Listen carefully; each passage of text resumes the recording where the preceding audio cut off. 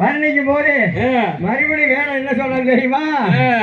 அடி வந்தாலே போதும் அல்லவா, கண்மணி வள்ளி வந்தாலே போதும் அல்லவா, அடி வந்தாலே போதும் அல்லவா, அடி கண்மணி வள்ளி வந்தாலே போதும் அல்லவா, அடி மேனகை ஊர்வசிரம் வைசோடி நானிரடி நீயும் கூடி மேனகை அருவாய் வந்தாலே போதும் அல்லவா, கண்மணி வள்ளி வந்தாலே போதும் அல்லவா, கொங்கை இரண்டு குங்கும கொங்கை இரண்டு வரங்கொடு மங்கள செங்கை புரண்டு குரோடு இங்க நிலையிலை விருந்து வரும்போது கொக்கோ முறையாகமாய் நீ வேகமாய் வந்தாலே போதும் அல்லவா, கண்மணி வள்ளி வந்தாலே போதும் அல்லவா. அடி வள்ளி நாசி நான் மறக்க முடியல, அங்கமெல்லாம் வந்தது அடி வெளி வெளி சாப்பாடு காமாரதி அடி காமாரதி என்னை காதலித்த நீ அணிவாய் காமாரதி, காமாரதி அடி காமாரதி என்னை காதலித்த அணிவாய் காமாரதி, அடி காமாரதி திவ்ய சோமானதி சீமானதி என்னை காதலித்த நீ அணிவாய் காமாரதி, அடி காமாரதி அடி காமாரதி என்னை காதலித்த நீ அணிவாய் காமாரதி, அட பாதகனே என்னை பாராமல் பேசுகின்றாய் பாதகனே, அடி பாதகனே என்னை பாராமல் பேசுகிறாய் பாதகனே, அட பாதகனே மிஞ்சும் தோதகனே வந்த காதகனே என்னை யார் என்று பாராமல் பேசுகின்றாய் பாதகனே, என்னை பாராமல் பேசுகின்றாய் பாதகனே. இப்படி ரெண்டு பேர்த்துக்கு தர்க்கம் மீறிடுது. அப்ப வண்டி இறங்க மாட்டேடா, இறங்க மாட்டா. மணல் செட்டியா அப்படி என்ன பண்ணா தெரியுமா?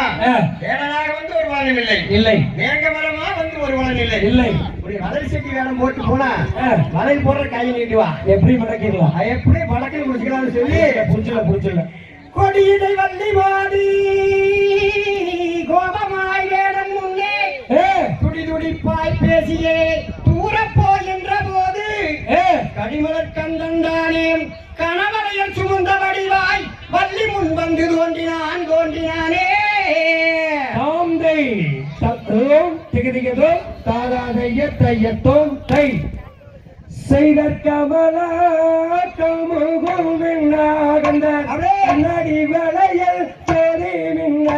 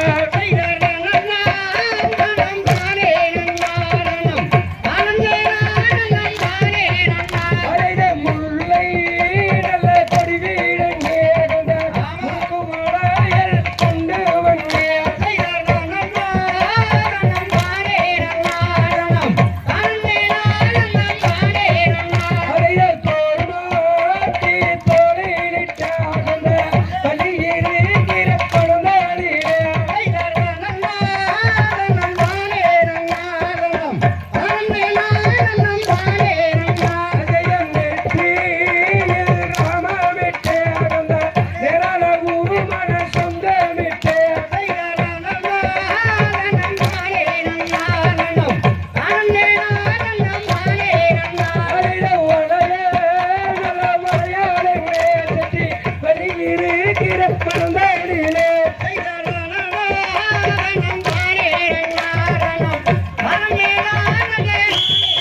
தாந்தை